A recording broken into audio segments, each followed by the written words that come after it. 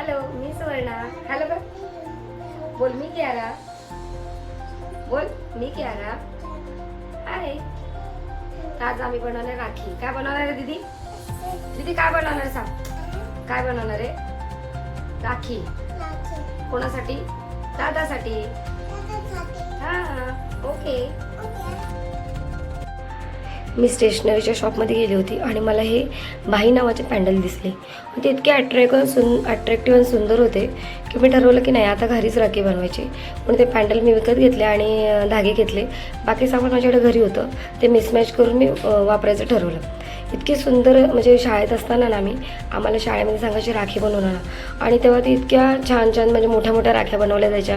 इतकं सुंदर सुंदर त्याच्या टिकल्या वगैरे मला अजूनही आठवतं. आम्ही टिकल्या स्पंजवाल्या राख्या यायच्या आणि आम्ही शाळेतून राखी घेऊन जायचो. मुलांना राख्या बांधायचो. मुलं आम्हाला पेन्सिल, रबर, खोड रबर असं छोट्या छोट्या गोष्टी द्यायच्या आणि त्या पेन्सिल, खोड रबर, पेन्सिलमध्ये सुद्धा इतका आनंद होता. म्हणजे आताच्या खूप मोठ्या वस्तूंपेक्षाही तो आनंद होता. इतक्या सुंदर. आणि मुलाला पहिल्या मोठ्या राखी इतक्या आवडायच्या की ते दाखवायला की माझ्याकडे एवढ्या बहिणी आहेत, माझा इतका हात भरला, ज्याच्याकडे हात भरेल तेवढ्या बहिणी. पण आता उलटं झालं. आता छोटी राखी म्हणजे युनिक झाली, म्हणजे छान युनिक मॉडर्न झाली. आणि ज्या जुन्या म्हणजे मोठ्या राख्या आहेत त्या आता ओल्ड फॅशन झाल्या. आता त्या बाजारात दिसतही नाही. खूप रेअरली कोणाकडे असल्या त्यांना तर म्हणजे त्या ओल्ड फॅशन झाल्या, त्या आता दिसत नाही. आणि बाजारात इतक्या सुंदर सुंदर राख्या आल्यात की ही घेऊ का ती घेऊ, इतक्या सुंदर बाजारात राख्या आल्यात. पण ठरवलं चला आपणही खूप छोटासा प्रयत्न करूया. आणि त्यात केरा कॅन्सला पण कळेल की आपल्या सणांमध्ये कुठल्या गोष्टीचं जास्त महत्त्व आहे, राखी काय असते. पण त्यांच्याकडून पण मी राखी बनवून घेतली आणि त्यांनाही दाखवलं राखी कशी बनवायची, काय असतं. तर त्यांनी पण छोटी छोटी राखी बनवली होती. त्यांना येत नाही तरी धाग्यात काहीतरी गुंतवून करत होते आणि त्यांनी बघितली राखी कशी झाली ते. तर तुम्ही नक्की मला सांगा राखी माझी कशी झाली आहे. बघा राखी तयार झाली आहे.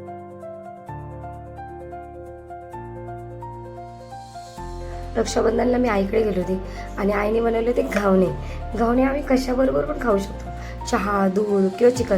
पण श्रावण असल्यामुळे चिकन काय बनलं नव्हतं, पण तिथे बटाट्याची भाजी बनवलेली आणि आम्ही कधीही खाऊ शकतो. म्हणजे सकाळच्या नाश्त्याला, जेवणाला किंवा रात्रीच्या जेवणाला. जेव्हा पण आम्ही चौघी बहिणी जमतो तेव्हा हे आमच्याकडे बनतात.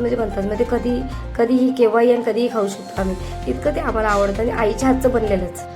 आम्हाला ना भाऊ नाही आहे, आम्ही चौघी बहिणीच आहे. पण त्याचं वाईट आता नाही वाटत, पण लहान असताना फार वाईट वाटायचं की आम्हाला भाऊ नाही आहे. कोणाचं काय बघितलं की खूप वाईट वाटायचं. आईला पण फार वाईट वाटायचं की आम्हाला भाऊ नाही आहे. कधी कधी ते सणावाराला ती रडायची की माझ्या मुलींना भाऊ नाही आहे. पण आता मात्र उलटं झालं. ती प्राऊडली सांगते आणि ती इतकी प्राऊड फील करते आमच्यावर की माझ्या 4 मुली नाही तर हे 4 माझे मुलं आहेत. ती इतकी प्राऊडली लोकांना सांगते की देवाने मला मुलगा नाही दिला, पण 4 मुली मला सोन्यासारखे दिल्या, ती मुलांपेक्षा कमी नाही. इतकी ती आनंदाने आणि प्रेमाने सगळ्यांना सांगते. खूप छान वाटतं हे आईच्या तोंडातून ऐकल्यावर. आमच्या चौघींमध्ये इतकी स्ट्रॉंग बॉन्डिंग आहे.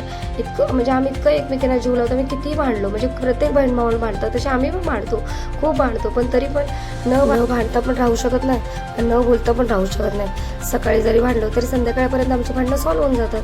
आमचं बॉन्डिंग इतकं स्ट्रॉंग आहे.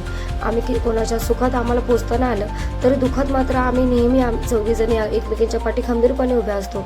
कोणाचं काही हो, पण आम्ही चौघी एकमेकींच्या पाठी खंबीरपणे उभ्या असतो. आई नेहमी म्हणते तुम्ही आता एकमेकींना जितका जीव लावता, प्रेम करता किंवा एकमेकींच्या पाठी खंबीरपणे उभ्या असतात, तसं आमच्या नंतर पण तुम्ही एकमेकींची इतक्याच प्रेमाने आणि कोणाचं काय हो तुम्ही चौघीजणी एकमेकींच्या पाठी खंबीरपणे उभ्या राहा. आता बरीच वर्ष झाली आम्ही रक्षाबंधन एकमेकींनाच ओवाळतो आणि एकमेकींना ओळूनच हा सण सेलिब्रेट करतो.